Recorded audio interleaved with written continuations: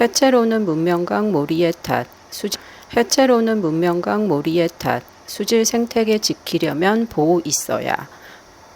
박석순 이화여대 환경공학과 명예교수. 4대강 보호 왜 필요한가?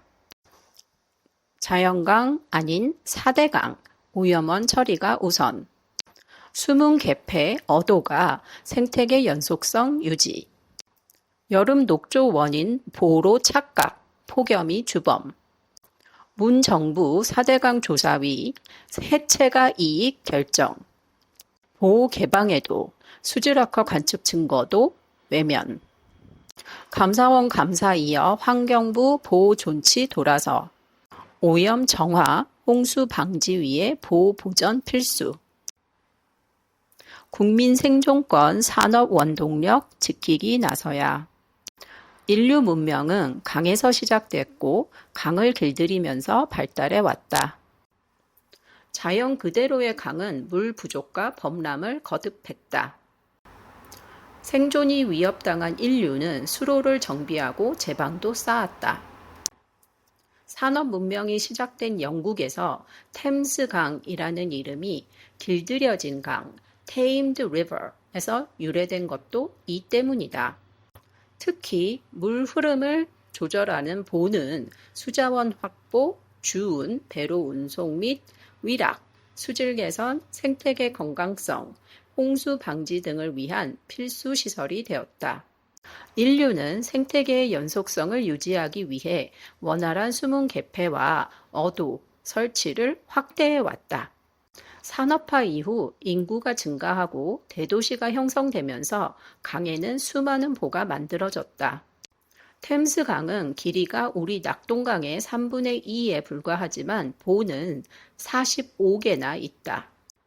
프랑스 센느강에서는 34개, 미국 미시시피 강에는 43개, 유럽 여러 나라를 흐르는 라인강과 다뉴브 강에는 각각 86개와 59개의 보가 있다. 우리나라도 1980년대 서울 한강 구간에 잠실보와 신곡보를 만들어 지금의 모습을 갖췄다. 또 전국의 강과 하천에는 3만 4천 개가 넘는 보가 있다. 4대강 보호 해체 주장은 문명강에 대한 몰이해의 결과다. 자연강과 문명강을 구분하지 못하고 강 관리에 대한 기초 지식이 부족하기 때문이다. 생활, 산업, 농업 용수를 강에서 끌어와 쓰고 다시 버려야 하는 문명강에는 수질 개선과 생태계의 건강성을 위해 보호가 있어야 한다.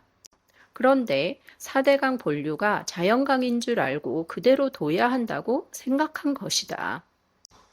또 여름의 수온 상승으로 발생한 녹조를 보호 때문이라고 착각했다. 문명강에 맑은 물이 흐르게 하려면 생활하수나 산업폐수 등과 같은 유입 오염원을 처리하는 것이 우선이다. 비가 오면 강 유역의 도시, 산업단지, 농경지 등에 쌓인 먼지나 쓰레기, 비료나 농약, 토사 등은 상당량이 그대로 강으로 들어온다. 그래서 주요 지점에 보를 만들어 일단 유입된 오염물질을 강바닥에 가라앉히고 쓰레기를 걷어낸다. 강바닥에 가라앉은 오염물질은 미생물과 실지렁이, 깔따구 같은 청소동물에게 분해되고 이는 다시 물고기의 먹이가 돼 정화된다. 수 생태계의 자연 정화는 육상 생태계에서 낙엽이 썩고 지렁이가 청소하고 다시 생태계의 먹이사슬로 이어지는 것과 같은 이치다. 19세기 후반 템스강에서 시작된 보를 이용한 자연 정화 방법은 현재 많은 강에서 활용되고 있다. 영국은 1889년 이 원리에 착안해 런던에 하수 처리장을 건설했다. 하수를 저수조에 고이게 해 쓰레기를 걷어내고 오염물질을 바닥에 가라앉혀 물을 정화하는 방식이다. 이후 산소 공급과 미생물 분해로 정화 효율을 높여 지금의 하수 처리장이 만들어졌다. 강의 보가 필요한 이유는 또 있다. 생활하수를 처리해도 강에 버려지는 방류수에는 난분해성 유해물질, 미세 플라스틱, 염소 소독 부산물 등이 남아있다. 보에 물을 채워 이러한 유해 물질을 희석하고 침강시켜야 생태계가 보호된다. 보는 홍수 방지를 위해서도 필요하다. 강으로 많은 물이 경사진 수로를 흘러갈 때 중간에 보가 있으면 유속을 줄여 하류 범람을 막아준다. 특히 물줄기가 휘어진 공류 지점에서는 공격면, 침식되는 면이 범람하기 때문에 보로 유속을 줄여야 홍수를 방지할 수 있다. 그 외에도 유독물질 유출 사고 때 보로 차단해 하류의 피해를 줄일 수 있다. 1986년 라인강 바젤 사건에서는 보호로 유독물질의 흐름을 차단해 하류 피해를 줄였지만 1991년 낙동강 페놀 사건 때에는 보가 없어 구미에서 유출된 페놀이 대구의 수돗물에 들어갈 수밖에 없었다. 문재인 정부는 보호의 이러한 기능을 이해하지 못했다. 특히 대선 공약 12대 약속 중 하나인 지속가능한 대한민국의 6번째 국정과제 수생태계 파괴 주범 대형보를 상시 수문 개방하고 재평가를 거쳐 재자연화를 추진한다. 때문에 집권 즉시 보호 해체가 추진되었다. 2017년 6월 보호 처리 계획을 발표하고 16개 보호 가운데 13개를 차례로 개방해 해체 논리를 뒷받침할 녹조, 수질, 생태계 등을 관찰하기 시작했다.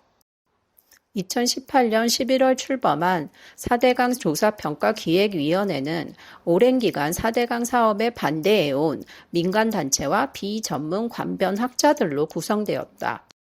이 위원회는 단 3개월 만에 금강의 세종보와 공주보, 영산강의 죽산보를 해체하고 나머지 백제보와 승촌보는 상시 개방하는 것이 경제적으로 이익이라는 결정을 내렸다.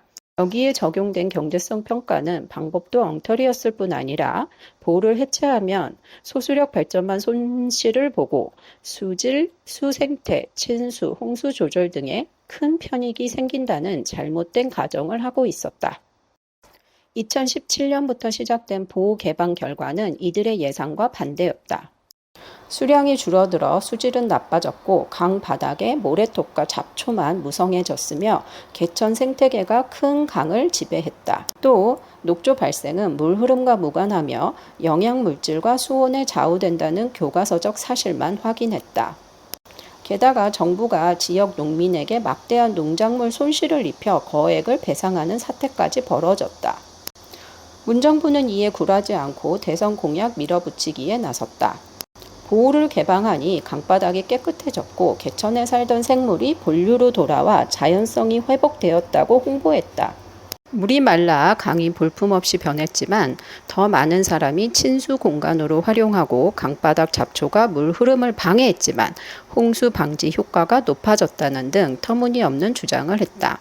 2021년 1월 국가물관리위원회는 4대강 조사평가 기획위가 2019년 2월에 제안한 그대로 최종 결정했다. 하지만 3개월 뒤 이를 뒤집을 결정적 증거가 나왔다. 2021년 4월 환경부는 지난 3년 반 동안 보호 개방 관측 결과를 발표하면서 보호 개방으로 수질이 나빠졌음을 공식 인정했다. 특히 보호 해체를 결정한 금강 세종보, 공주보, 영산강, 죽산보는 대부분의 수질이 최대 40%까지 악화한 것으로 밝혀졌다. 보호 해체에 결정적 역할을 한 수질에서 반대 결과가 나왔지만 국가물관리위는 이를 외면했다.